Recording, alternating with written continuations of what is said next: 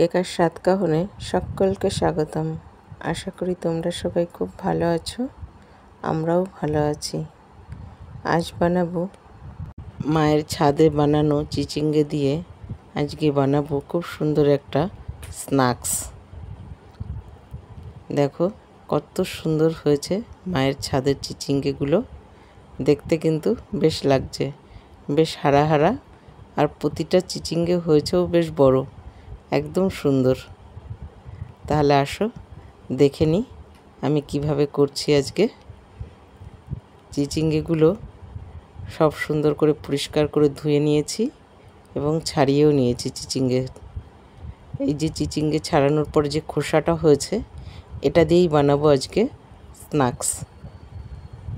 এটাকে খুব সুন্দর করে আমি কুচিয়ে নিয়েছি, খুব ভালো করে মিহি করে কুচিয়েছি।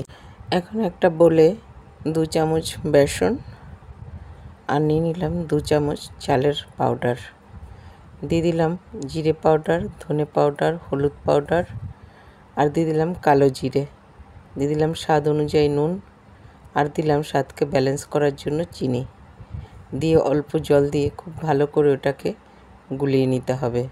এটা বেশ সুন্দর মিহি বাটার তৈরি করে নিয়েছি। দেখো ব্যাটারটা খুব সুন্দরভাবে হয়ে গেছে, একদম এরকমই করতে হবে। আর এর মধ্যে দিয়ে দিলাম কোচানো চিচিঙ্গের খোসা, আর দিয়ে দিলাম পেঁয়াজ কুচি, আর দিয়ে দিলাম লঙ্কা কুচি, দিয়ে এটাকেও খুব সুন্দর করে মাখিয়ে নিতে হবে। দেখো ব্যাস এরকম করে সুন্দর করে মেখে নিয়েছি। এটাকে এখন রেস্টে রেখে দেব 15 মিনিটের জন্য। আর এখন এদিকে একটা প্যান গরম করে নিয়েছি, তেল দিয়ে দিয়েছি, তেলটাও গরম হয়ে গেছে। এখন এক এক করে পকোড়াগুলোকে দিয়ে দেব। দেখো বেশ সুন্দর করে সব দিয়ে দিয়েছি আমি। এখন এগুলোকে উল্টে পাল্টে ভেজে নিতে হবে। আর এটা না খেতে খুব টেস্টি হয়। আমি এটা এইভাবে খাইনি বাড়িতে কখনো, ফার্স্ট টাইম খাচ্ছি এইভাবে, কিন্তু এর খোসাটা শুধু ভাজা মা অনেকবার করেছে, বেশ লেগেছে খেতে। তা আমি ভাবলাম আমি একটু অন্যরকমভাবে করি, সেই জন্য পেঁয়াজ দিয়ে পকোড়া করে নিলাম। চপ খেতে তো আমরা সবাই খুবই পছন্দ করি। দেখো বেশ সুন্দর করে একটা কালারও ধরে এসছে। তোমরা কিন্তু ঘরে একবার অবশ্যই ট্রাই করবে, খেতে সত্যি দারুণ হয়। আর এই বাড়িতে আমি আগে কখনোই বানাইনি, এটা ফার্স্ট টাইম বানাচ্ছি। খেয়ে সত্যি বলছি সবাই ভীষণ ভালো বলেছে, কিন্তু কি খেয়েছে সেটা কেউই বলতে পারছে না। পরে আমিই বলে দিলাম যেটা দিয়ে বানিয়েছি। খুব সুন্দর হয়েছিল খেতে।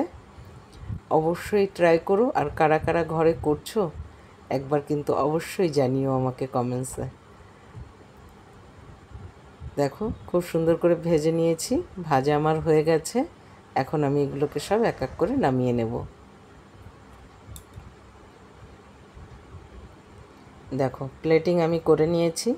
তোমাদের যদি ভালো লেগে থাকে লাইক শেয়ার কমেন্টস করতে কিন্তু ভুলো না। তাহলে আজ এখানেই শেষ করছি। সবাই ভালো থাকবে, সুস্থ থাকবে।